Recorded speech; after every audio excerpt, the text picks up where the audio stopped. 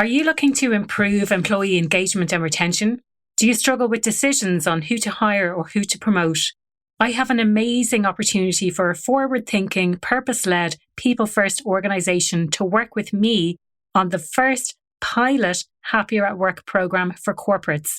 The programme is entirely science-backed and you will have tangible outcomes in relation to employee engagement, retention, performance and productivity. The programme is aimed at people leaders with responsibility for hiring and promotion decisions. If this sounds like you, please get in touch at aoife@happieratwork.ie. That's AOIFE at happieratwork.ie. You're listening to the Happier at Work podcast. I'm your host, Aoife O'Brien. This is the podcast for leaders who put people first. The podcast covers 4 broad themes: engagement and belonging, performance and productivity, leadership equity, and the future of work. Everything to do with the Happier at Work podcast relates to employee retention. You can find out more at happieratwork.ie. Hello and welcome to this week's episode of the Happier at Work podcast. I'm absolutely delighted to have you tune in today. I saw a statistic on LinkedIn the other day that said that only 28% of organizations have any sort of leadership development program in place. And it really shocked me that it was such a low number. You know, I've come from organizations where they have pretty heavily invested in developing leaders. So I wanted to share my thoughts around that statistic and what companies can actually do, or what they really should be doing. And I wanted to share from my own personal experience. So the first example that I have is a company where before I even got to a management position, they heavily invested in training me to learn all of the skills that I would need when I went on to become a manager. Now, ultimately, I left that organization before I reached the management level, but it still stands in my mind as one of the best companies I ever worked in because they took that time to invest in advance of progressing to that level. Now, the second example I'm going to share is being managed by someone who clearly hasn't had any sort of management training. And this has happened to me on a couple of occasions. And it would have been after I had training in how to be a manager, but they were managing me without any sort of training. And it's really demotivating to be managed by someone who clearly doesn't really care or hasn't had that level of support in helping them to develop other people as well.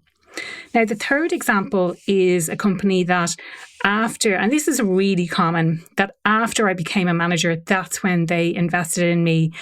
And sometimes this can happen straight away, or sometimes it's kind of maybe a year into becoming a manager that you actually receive any sort of formalized management training. And I wanted to talk about this issue today because oftentimes if you're put into that position, you can just be left to flounder and to try and figure things out on your own. And I suppose I'm here to say that you're definitely not alone. If only 28% of organizations are supporting their leaders in this way, then there's huge scope to really improve how we manage our managers or how we support our managers, really. At the end of the day, it's really our managers who are the touch point for the employees who are doing the work. And oftentimes they're doing a lot of the day job themselves in addition to managing people. I know certainly that was the case when I was a manager. I was doing the day job in addition to being responsible for developing other people within the team as well. I have talked about this on the podcast. It has come up quite a bit. When managers are promoted, no one tends to sit them down and say, and now here's your new responsibilities and this is how your role has changed. The expectation is people just kind of figure it out, and it tends to be a sort of sink or swim approach, with unfortunately quite a lot of people probably sinking in that situation and floundering and not really knowing what's going on. And that kind of brings me on to my first point about setting clear expectations. If you are in a management position, if you are a people leader and you don't know what the expectation is on you, then how do you expect your team to know what their expectations are? So make sure that you're really clear on what the expectation is. What are you being asked to do? What are the objectives that you are there to carry out? What is your primary role? And part of your primary role should really include developing other people. So you are there to develop other people. Along with setting really clear expectations for your team is the ability to provide feedback. I do have another podcast episode all about how to deliver effective feedback. If you haven't listened to that, definitely go back and have a listen. I certainly have been on the receiving end of feedback that just wasn't really clear. The expectations placed on me were not really clear, but I didn't know that the expectations weren't clear. I was just getting on with my job. And then when it came to providing feedback, I felt like it also wasn't fair because I wasn't really clear on what the expectation was, but also what the outcome from the feedback was either.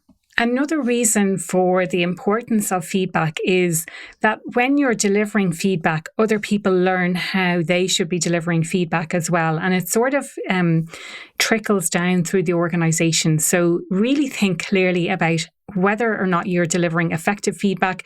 Essentially, what you're looking for is a change in behavior, a change in outcomes. And it's not about the person, it's about their behavior. It's about the actions that they've taken or they've not taken and the impact of those actions. The other point around this is to hold people accountable. So when you set clear expectations and you give people feedback, you need to hold them accountable to what their responsibilities actually are.